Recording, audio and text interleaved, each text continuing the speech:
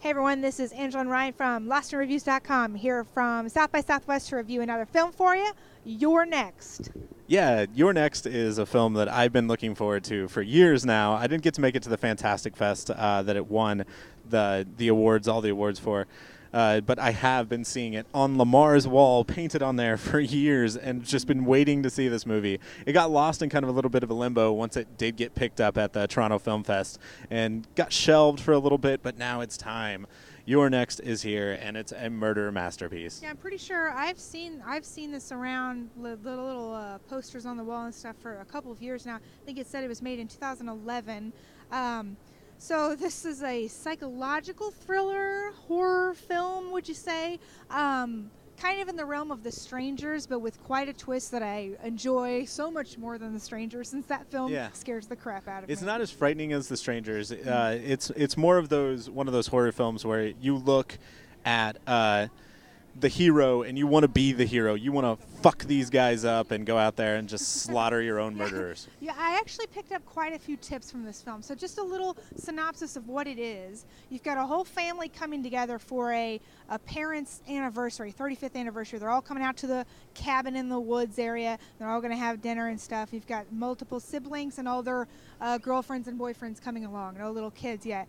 And they all don't get along very well. You know, just like any family, you got nitpickers and ass kissers and everything else. Yeah, and the parents are extremely rich. Yes. Extremely rich. And so it pans out just like a normal night where they're having dinner. You see the little bickering argument, and then without hesitance, boom, arrows start coming through the window trying to kill people. And so just right off the bat, people are getting attacked. You don't know who it is. You know that as a viewer, the neighbors were already killed. Yeah. In the same manner, but you don't know who it is. Yeah, the film never lets go. It starts coming in at 55 miles per hour, and in any second you're up to 100, and it doesn't stop until the very end of the film, and wraps everything up beautifully in a tight, well-knit bow. Yes. I think we have to talk about like the actors in this. Most of which were directors that you can kind of find in the VHS series now. Yeah. Which is kind of funny because this film is, kind of the direct correlation to why a lot of these guys found their way onto VHS, but nobody has seen it yet, and everybody's been waiting to see it. Ty West is in this. Yep. Joe Swansburg is in it. But I just want to talk about Swarney, who's like the main female lead. She's a badass. She's, the hero in the film, and she's such a badass. She's an Aussie, and they let her just use her regular Australian accent. And that's fine for me. Like, there's no reason why she would have to have an American accent in this. But it just, like, makes her more badass. I don't know why. Yeah. So they brought her in here. You expect her just to be another girl that, is going to get slashed up and cut up by these amazing killers wearing wolf, lion, and lamb masks. Yeah. You expect this to kind of be like The Strangers, where nobody lives and everybody dies. But she turns out to be a survivalist. Right. She went to a survivalist compound, right? Yeah. So she knows how to kick ass. So when these guys come after her, she becomes their worst nightmare. She goes into that mode. And I just thought, I want to go to that camp. Yeah. I want to learn how to survive. I was definitely taking pointers during this film. I got to tell you, there were some regular household items she was picking up, doing the most bizarre, gory things with these things to kill off these people trying to kill them. And I was like, all right, taking note in case anyone ever tries to kill me. Yeah. It's kind of funny, too, because this film came out so many years ago, but since The Walking Dead, the crossbow has kind of become the weapon of choice for killing people.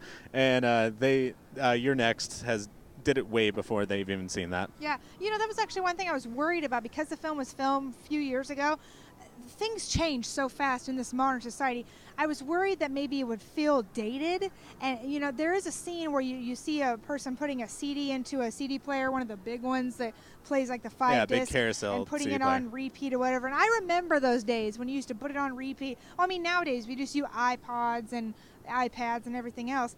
So it does feel just a tiny bit dated, but it kind of adds to the nostalgia and the fun of the film, and I really liked that. So yeah, it's kind of strange that most directors take the route of I'm just going to set my movie in the 70s because you can't lose there. Yeah, it's so much easier just to explain why these people weren't calling the police, why right. All that kind of stuff was going on. But I think Their next.